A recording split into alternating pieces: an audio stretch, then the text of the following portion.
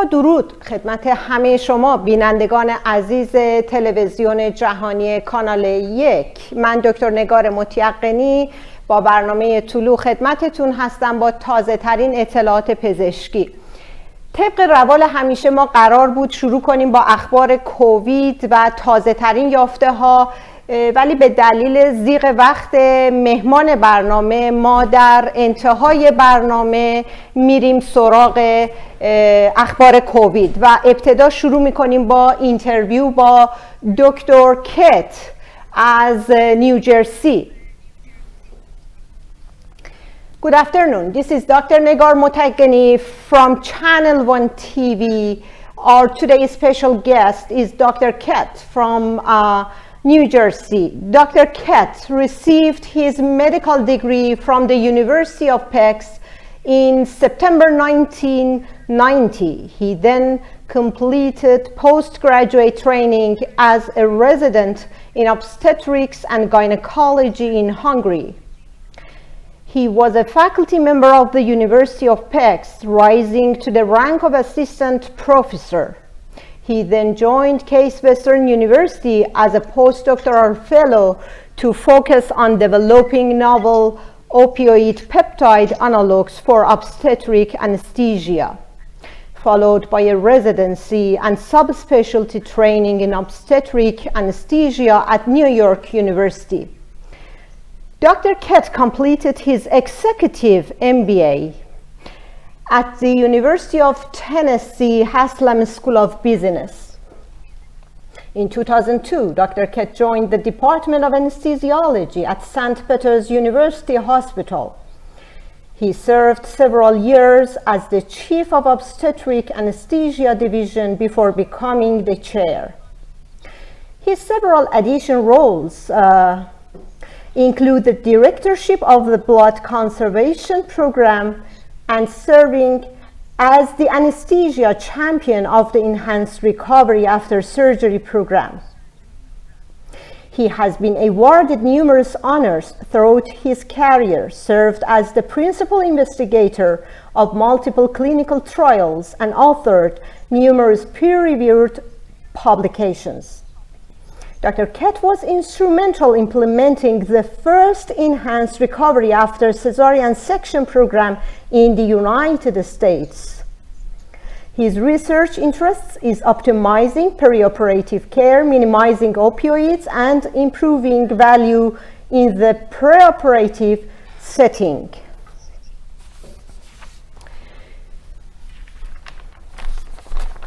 Thank you very much for this kind words. Dr. Ket, my pleasure. Thank you so much. That's my pleasure and my honor. Thank you so much for accepting my invitation. Thank you for your time. I'm so privileged for this interview. Sure, Ket, I know that you are one of the champions and pioneers in the enhanced recovery after surgery field. In fact, you are the first to implement enhanced recovery after cesarean section in the United States. So I would love to start the discussion with a question: what is enhanced recovery after surgery? Well, enhanced recovery is a philosophy of care which became popular in Europe approximately 20 years ago, 20-some years ago. It was championed by a Danish surgeon, name is Helmut Kellett, and it became very, very popular. It reduces length of stay in the hospital, so patients recover better, able to go home sooner, and it's helpful for patients, helpful for the staff, and it also have economic benefits. It's beneficial for the healthcare system as well. Nice. Where is enhanced recovery coming from? Who introduced the concept for the first time? Again, it was Helmut Kellett. He was a colorectal surgeon in Denmark, and he realized that implementing a couple of simple elements, getting rid of some of the dogmas, what we thought it's part of surgery, not to eat, not to drink after midnight prior to the surgery, or not to start feeding patients immediately after, but rather days after the surgery. Using opioid pain medications for pain control. These are all turned out to be dogmas, as well as using a lot of drains after surgery, and getting rid of these modalities and instead using common sense earned him a great respect. In fact, one of the most frequently quoted articles in Lancet, which is probably the highest impact factor journal in the world, Right. Was written by Helmut Kellett in 1997, I believe, and that was the first article describing enhanced recovery. Now, in a lot of parts of Europe and England, enhanced recovery is basically standard of care. We almost should call the traditional way of doing surgery and recovering patients non-enhanced recovery. And who would want to have non-enhanced recovery, right? Right. Wonderful information. Thank you so much. My other question goes, when did ERAS spread to obstetrics?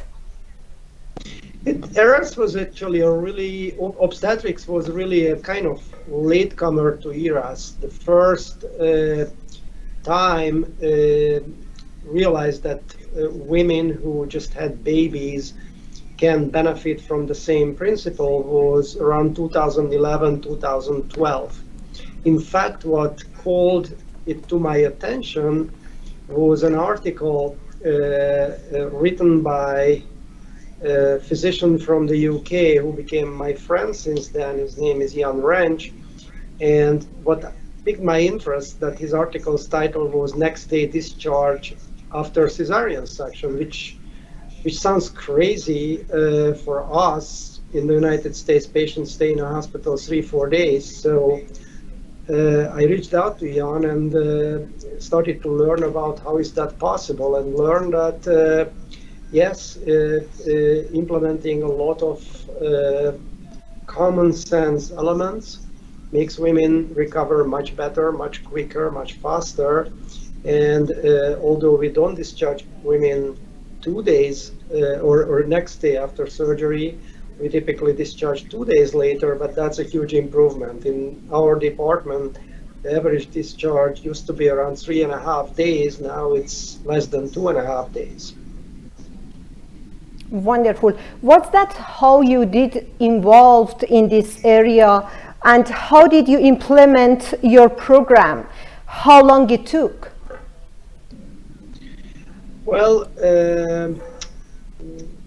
we looked at when Jan Wrench published that article, I got interested, and we decided that our institution is a perfect place to implement a program like that. We are a large tertiary perinatal center, one of the largest in the tri-state area around New York City, and we have about 6,000 deliveries. So it was kind of common sense that this is a field where we should work on.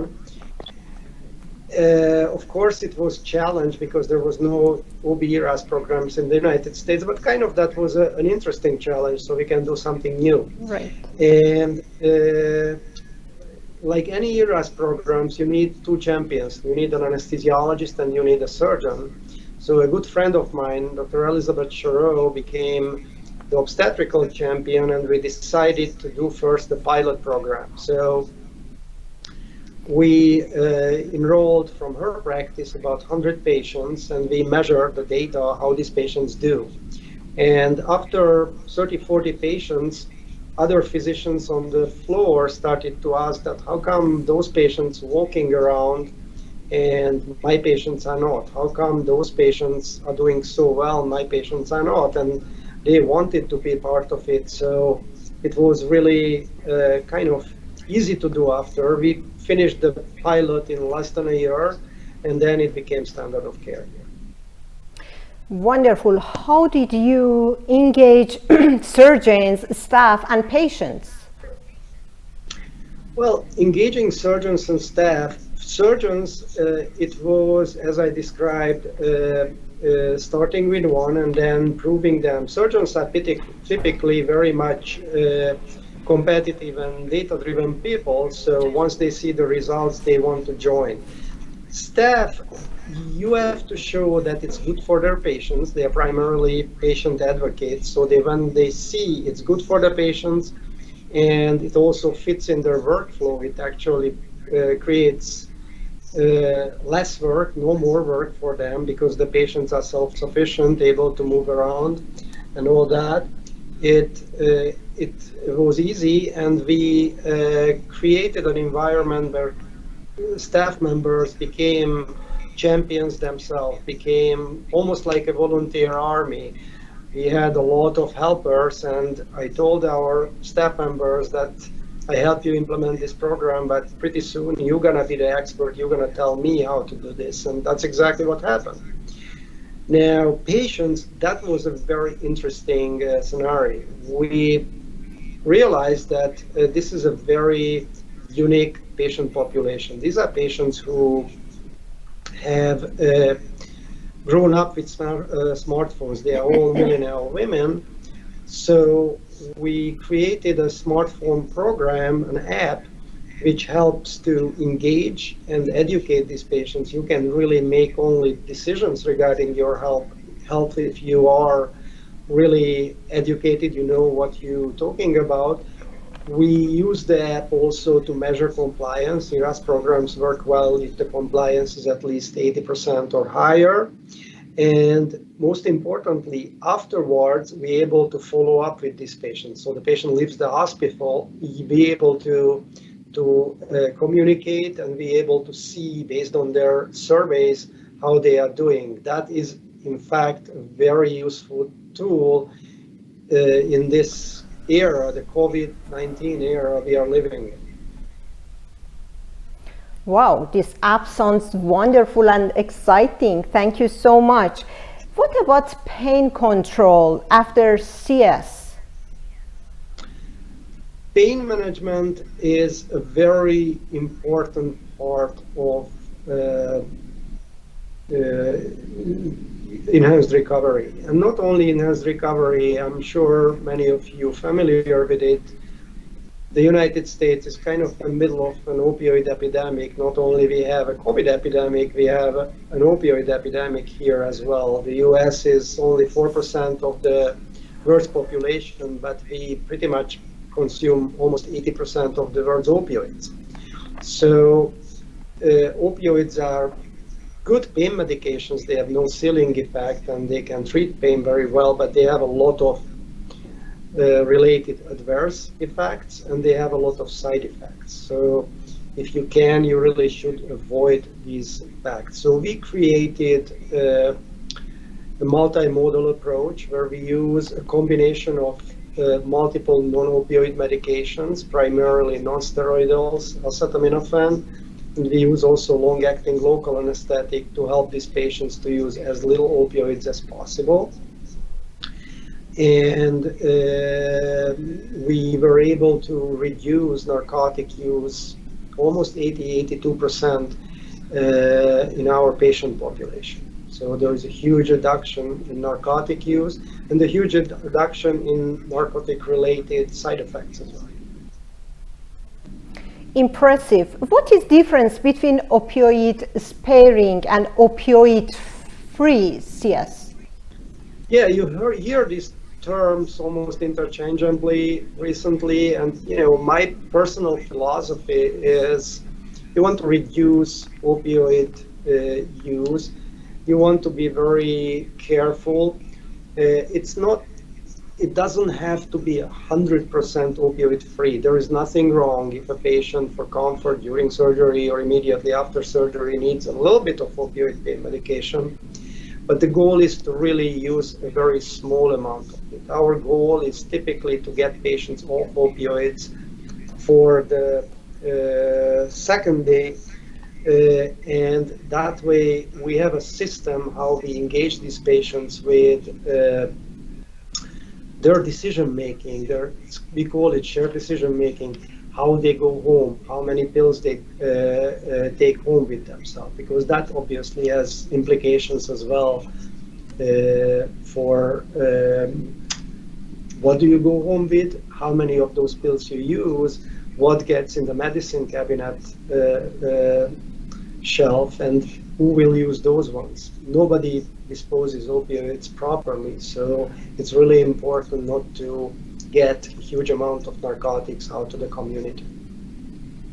Nice. How much opioids patients take home after CS? Is this a problem? Yes, it's a huge problem. So across the United States, I'm not sure you're familiar with this data, but no one is surprised that the highest opioid prescriptions are after spine and joint replacement surgeries. Those patients typically come in pain, low back pain or joint pain, so it's kind of natural they go home with a fair amount of opioids.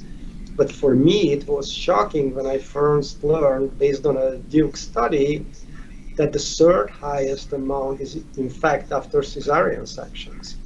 And it used to be that patients used to go home with 60, 80 pills. Now we have certain state legislations that you can't go home with that much, but patients still can go home with 20 pills. In our case, our patients, over 50% of our patients go home with no pills, 0 pills. The rest of the patients kind of split evenly, go home with either way 10 or at most 20 pills. So that's a huge reduction already. And then be able to follow them with the app. We can see how they're doing. If their pain scores are high and they're kind of running out of medications, we're able to e-prescribe. And if they don't use the pills, what they go home with, we can send some gentle nudges that you really should dispose these pain medications properly so they don't get to the wrong hands. Very nice. What are your results, Dr. Kett? Were you able to reduce length of stay? What happened with readmissions, patient satisfactions? Yes, we certainly reduced lengths of stay. Again, in the United States, there were attempts in the 1990s to reduce lengths of stay after cesarean section, but that was primarily driven by payers, primarily by Kaiser Insurance Company, but they didn't end well. They didn't put in place all these necessary elements so patients actually do better. They just simply sent home patients. And there were a lot of readmissions, patients were not happy. So the United States Congress acted, the Children's and Women's Protection Act came in place, which right now still makes sure that insurers cannot deny payments. So patients, if they choose to, they can stay in the hospital for 4 days if they want to. Now, in our case, they feel better, they feel happy, and nobody wants to stay in the hospital if they don't have to. So they are the ones who, in fact, asking to leave the hospital in time. We had an average length of stay about 3.5 days, 3.6 days. Not long ago, right now, it is about 2.4 days. So there was a huge reduction. Our readmission rate didn't change, so shorter lengths of stay didn't result in higher readmissions. And clearly patients are happy. That's an interesting other element of this app, that we're able to send out patient satisfaction surveys. And if you are familiar with patient satisfaction surveys, they typically result in a 10, 15, at most 20% response rate. Our patient satisfaction surveys, because these patients are engaged, they use this program on their phones and they're used to it, we get about 60% response rate, and they are in general very positive. Impressive, wonderful information. Thank you so much, Dr. Kett. Last not the least question, what are your next steps? What are your plans? Well, there is an interesting, first of all, we already expanded our ERAS programs to multiple other service lines. So we have enhanced recovery program for our patients who undergo hysterectomies, undergo joint replacements, undergo colorectal surgery. So we're planning to keep expanding to more and more service lines. That is more the breadth. The other important factor, how do you monitor these patients once they leave the recovery? So, we monitor patients very well in hospitals while they are in the operating room or when they're in the PACU, but once they go to the floor, nurses see them every 4 hours, 6 hours. So right now we are working on a program where we are able to monitor these patients very non-intrusively with a device, kind of like almost like a Fitbit, but able to monitor respiratory rate, oxygen saturation, heart rate, measure blood pressure, temperature. So full set of vital signs continuously instead of just sporadically every 4 hours. That's something what we're working on, and we're planning to use this tool to extend to the patient's home so they actually can get home even a little bit more early, but being monitored at home, kind of a home hospital in home concept. Phenomenal information, Dr. Kett. Again, so many thanks for accepting my invitation and for such a beautiful, impressive information sharing with our audiences. Thank you so much again. It was real my pleasure to be here. Thank you very much for the invitation. Thank you again. Thank you so much. Bye-bye. خب بیننده های عزیز ما ترجمه این اینترویو ها رو در برنامه های آینده خواهیم داشت. میریم سراغ اخبار کووید از گوشه کنار دنیا. از اتاق فرمان خواهش میکنم اسلاید اول رو با بیننده های ما شیر بکنن. ممنونم. در حال حاضر کرونا ویروس توتال کانفرمد کیس 211.8 میلیون گزارش شده و لیتست نیو کیس 452,504 بوده. توتال دس 4.4 میلیون گزارش شده و نیو دس مرگ های تازه 7,561 بوده رقمش که یک حالت آپندان داشته. اسلاید بعدی لطفاً. ممنونم. از لحاظ آمار واکسیناسیون در کل دنیا دوز پر 100 پیپل به ازای هر 100 نفر مردم در حال حاضر کل دنیا 63.7 هست درصدش، چاینا 135 این رقم، هندوستان 42، ایالات متحده آمریکا 108.4، کشور ژاپن 93.5، کشور آلمان 118.6 هست. اسلاید بعدی لطفاً. برای کشور انگلستان 133.7، برای کشور ترکیه 105.2، برای کشور روسیه 52 و برای کشور کانادا 138.8 هست این رقم. اسلاید بعدی لطفاً. برای کشور استرالیا 66.7، برای کشور بلژیک 136.2، برای کشور اسرائیل 148.2 هست. اسلاید بعدی لطفاً. این رقم برای کشور ایران 23.7 هست، برای امارات متحده عربی 178.8 گزارش شده. اسلاید بعدی لطفاً. در حال حاضر کشورهایی که در آمار واکسیناسیون پایونیر هستند، امارات متحده عربی در بالاترین جایگاه قرار داره با عدد 179، اوروگوئه 152، سنگاپور 149 و کشور اسرائیل 148 هست. اسلاید بعدی لطفاً. از لحاظ شیوع بیشترین کیس ها در قاره اروپا UK بالاترین تعداد کیس رو داره کماکان و بعد از کشور انگلستان کشورهای فرانسه، روسیه و ترکیه قرار دارن. اسلاید بعدی لطفاً. در قاره آسیا کشور هند بالاترین رقم رو داره، بعد از هندوستان، ژاپن، مالزی و تایلند قرار گرفتن. اسلاید بعدی لطفاً. در آمریکای لاتین برزیل بالاترین رقم رو داره، بعد از اون مکزیک، کوبا و آرژانتین قرار گرفتن. اسلاید بعدی لطفاً. در میدل ایست یا خاورمیانه همچنان ایران بالاترین رقم رو به خودش اختصاص داده، بعد از ایران اسرائیل، عراق و لبنان قرار دارن.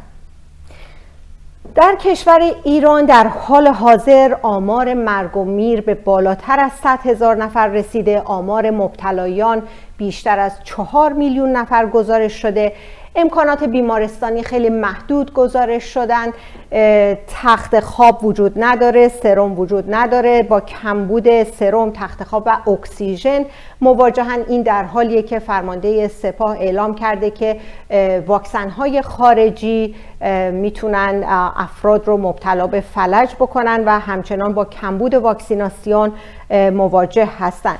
در این حال واکسن فایزر به عنوان اولین واکسن در کل دنیا تونسته فول اپرووال بگیره، تایید کامل بگیره از FDA برای افراد بالای 16 سال و وارد سیستم بشه به طور رسمی. اسلاید بعدی لطفاً. یک تحقیق جدیدی که توسط مجله نیچر چاپ شده این هستش که در خانم‌های حامله با اینکه دیتاهای کافی وجود نداشت در خانمان باردار و خانمان شیرده، همچنان به خاطر احتمال ابتلای افراد باردار به بیماری شدید کووید به خاطر فشار شکم و کاهش حجم ریه، CDC توصیه کرده بود که اینها حتما واکسن رو دریافت بکنن. یک تحقیق جدیدی که چاپ شده داره میگه که احتمال داره به خاطر اینکه ایمیون ریسپونس، سیستم ایمنی در حالت حاملگی به صورت طبیعی ساپرس هست، کمتر از حد نرمال میشه، ممکنه این فاکتور کمک بکنه و پروتکت بکنه، محافظت بکنه زنان حامله رو در برابر کووید 19 شدید که از طریق سایتوکین استورم، سیستم التهابی، طوفان التهابی رخ میده. در این حال همینطور گزارش شده در مقالات متعددی که واکسن کووید روی فرتیلیتی باروری اثری نداره و باعث سقط یا میسکریج نمیشه. ما در برنامه‌های آتی حتما بیشتر رابطه کووید و حاملگی رو مورد بررسی قرار خواهیم داد. خیلی ممنون که همراه ما هستید با برنامه طلوع از شبکه جهانی کانال 1. برنامه ما هر سه شنبه ساعت 6 بعد از ظهر به وقت غرب ایالات متحده آمریکا مطابق با 5:30 دقیقه بامداد ایران پخش میشه با تازه ترین یافته های پزشکی. تا برنامه بعدی، روز و روزگار خوش.